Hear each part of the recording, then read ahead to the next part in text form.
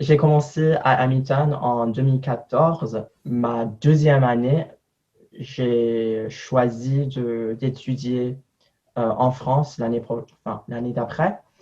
Et du coup, je suis allé en France pendant un an. Après, je suis rentré en 2017. J'ai fini en 2018. Après ça, j'ai fait tapis. Donc, j'enseignais l'anglais en France pendant un an.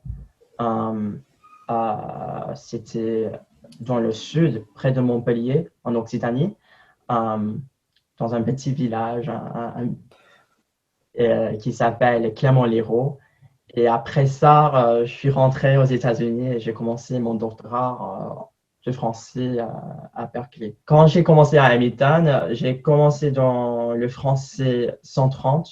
Du coup, ça fait le troisième semestre du français à Hamilton. Enfin, le premier jour, j'avais trop peur parce que j'ai rien compris. Et à la fin de ma deuxième année, j'avais encore peur parce que je savais que les fondations de mes études n'étaient pas trop bien.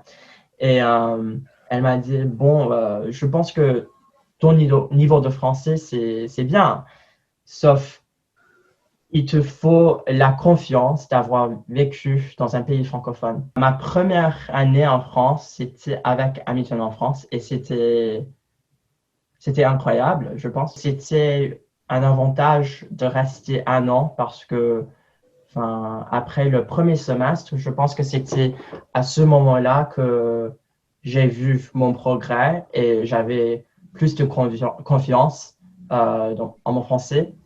Et après ça, c'était l'accélération, je pense, parce que comme j'avais pas peur, je me suis mis dans les situations où il fallait parler beaucoup.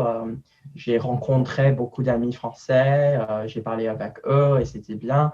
Et ensuite, j'étais très proche avec ma famille d'accueil et c'était eux qui m'ont vraiment poussé d'améliorer mon français parce qu'à chaque fois, avec les dîners de chaque jour pendant la semaine, ils m'ont corrigé, ils m'ont posé des questions sur mon cours, sur mes études. Et aussi, je pense que j'ai trouvé mon indépendance à Paris euh, et ça m'a beaucoup changé, je pense.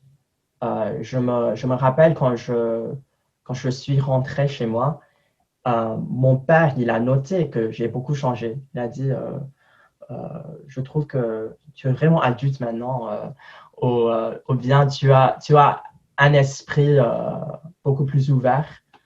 Euh, et c'était grâce à toutes ces expériences en France, surtout à Paris, euh, que je suis arrivé à cette étape dans ma vie.